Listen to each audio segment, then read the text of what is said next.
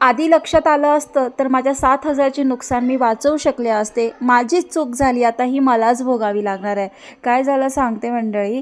आज सचिन जाणार होता, शिवबाचा वाढदिवस झाला आणि दुसऱ्या दिवशी सकाळी उठून शिवचरण शाळेत गेलाच नाही, का तर त्याचे बाबा जाणार होते म्हणून. मी म्हटलं असू दे, त्याला त्याच्या बाबांची पण हौस असते, खेळायचं असते, नाचायचं असते. आणि त्यांनी छान सगळ्यांसमोर डान्स करून दाखवत होता. त्याच्या बाईकला ना हे आहे, ब्लूटूथ कनेक्शन आहे, तर त्याच्या बाईकवरच गाणे लावले, स्पीकरवर मस्त डान्स करत होता. सकाळी सकाळी सगळंच व्यवस्थित चालू होतं. रात्री सचिन मला बोलला की एक काम कर, तू चलतेस काय माझ्यासोबत, एक 5-6 दिवस पुण्याला राहा, तुला पण बरं वाटेल. म्हणजे त्याला माझा थकवा जाणवत होता आणि प्लस माझे काही प्रमोशन शूट पण होते.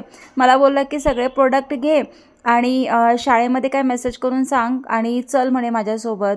तर मी त्याला म्हटलं की यार नको नको, असं नको करायला, कारण शेवटी तुझ्यासोबत येताना तर मला एकट्यालाच यावं लागेल, मग मला कसा त्रास होईल. ॲक्च्युली मनातून जायची तर प्रचंड प्रमाणात इच्छा होती, पण मी म्हटलं जाऊ दे, तू काय काळजी करू नकोस, माझं मी घेईल म्हटलं. असं पण आता मम्मी गेल्यापासून सवय लागलीच आहे मला काम करायची, मी मॅनेज करून घेईल. तर दुसरी गोष्ट म्हणजे आम्ही एक ट्रिप प्लॅन करतो आहे, सॉरी प्लॅन नाही तर एक फॅमिली ट्रिप प्लॅन करतो आहे. तर मी, सचिन, वैष्णवी, शिवचरण आम्ही जाणार आहे कुठेतरी रोड ट्रिपला. जवळपास एक 8 दिवसाचा प्लॅन आहे. त्यात 4 दिवस मुलांसोबत आणि 4 दिवस आम्ही दोघे कपल जाणार आहे. तर त्याचे मी डिटेल, प्राईज वगैरे, खर्च किती आला ते पण मी तुम्हाला सांगेल. आणि हे काही कोलॅबरेशन नाही, प्रमोशन वगैरे नसणार. ऑफकोर्स सगळं प्लॅन आम्ही करतो आहे.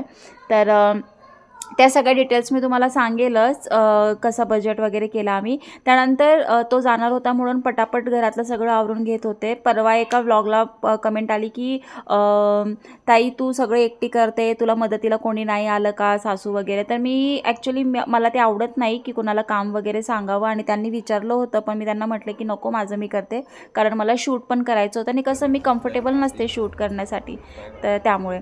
तर सचिन जात होता आणि दुपारीच तो निघाला, म्हणजे जवळपास संध्याकाळी 4:30-5 वाजले होते. मला खूप कसं तरी होत होतं, असं आतून असं वाटत होतं की जावा, बट नाही जाऊ शकत, नाविलाजाने. त्याचा पण पाय ओढत नव्हता, पण त्याच्याकडे पण ऑप्शन नव्हताच काही. तर असो, पुन्हा तो गाडीतनं आला आणि वैष्णवीला घेतला आणि शिवचरण पण रडायला लागला. ॲक्च्युली त्याला चुकवून तो जात होता, पण काय कुणाच ठाऊक, तो उठलाच शेवटी. आणि तो गेल्यानंतर लगेच तो दिवस तर मी काहीच केला नाही. दुसऱ्या दिवशी सकाळी उठून मी फटाफट माझे जे काही प्रमोशन शूट होते ते सगळे उरकवायला घेतले, म्हणजे शूट करायला घेतले. कारण ह्या एकंदरीत भरपूर दिवस मी आरामच केला, मी काहीच शूट केलं नाही. म्हणून मी काही कोलॅबरेशन, प्रमोशन शूट होते आणि हातातून मला डील जाऊ द्यायची नव्हती, म्हणून मी सगळं शूट करायला घेतलं. आणि हे सगळं करत असताना ग्रुपवर शाळेचा मेसेज आला होता की मुलांना शनिवारी सुट्टी आहे. आणि हा व्हिडिओ 2 दिवसापूर्वीचा आहे, म्हणजे शनिवार रविवार. जसं मला कळालं की मुलांना सुट्टी आहे, मी तसं सचिनला मेसेज केला की प्लीज चेक कर, मी प्रमोशन शूट करून घेते आहे आणि 2-3 प्रोडक्ट मी घेऊन येते पुण्याला, प्लीज चेक कर, तिकीट अवेलेबल आहे का स्लीपर बसचे. त्यांनी चेक नाही केलं, त्यांनी तिकीट डायरेक्ट बुक केले. 3,500चे तिकीट झाले स्लीपर बसचे. आणि तुम्ही विश्वास नाही ठेवणार, मी अक्षरशः 12 वाजल्यापासून तर मी 3 वाजेपर्यंत कंटिन्यू बॅक टू बॅक मी शूट केले. इतकी एनर्जी कुठून आली कळालंच नाही. मला पुण्याला जायचं होतं त्यामुळे, आणि मी अजिबात जेवणही केलं नव्हतं. म्हणजे मला हे सगळं संपवायचं होतं. आणि हे सगळे प्रमोशन शूट आहे जे तुम्ही बघतायत, बॉडी वॉश वगैरे, वॉशिंग मशीन क्लीनरचं वगैरे, हे सगळे प्रमोशन शूट होते. तर पटपट आवरलं आणि 5 वाजता मला CBSला जायचं होतं, बसस्टँडला जायचं होतं. सगळं आवरलं आणि म्हटलं आपण जे काही असेल ते बसमध्ये खाऊ.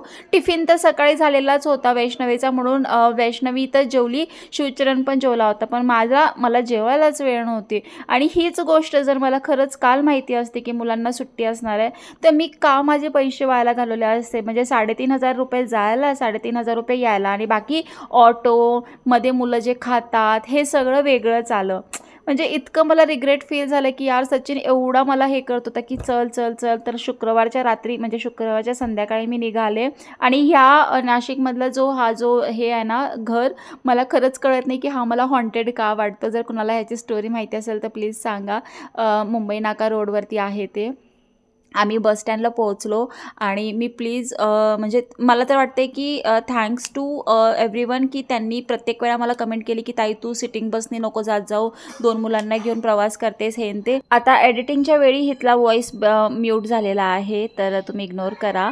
तर बसमध्ये बसले आणि खूप छान स्पेशियस बस आहे आणि मुलं पण खूप एन्जॉय करतात आणि प्लस म्हणजे खालची सीट आम्हाला मिळाली होती आणि काहीच टेन्शन नाही. आणि मी ठरवलं होतं की आपल्याला जास्त शूट करायचं नाही आहे, की एकदम रिलॅक्स, कारण दिवसभर मी इतकं शूट केलं होतं ना की मला वैताग आला होता.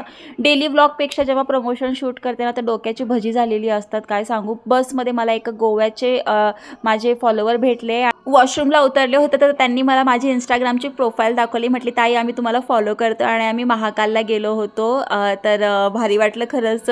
गोव्याचे माझे फॉलोवर होते आणि ते महाकालवरून नाशिकला आले, नाशिकवरून त्यांनी ही बस पकडली बेळगावला आणि बेळगाव ते गोवा असं जाणार होते. तर मंडळी चला, माझा प्रवास झालेला आहे. आता उद्याच्या ब्लॉगमध्ये भेटूया. Okay, bye.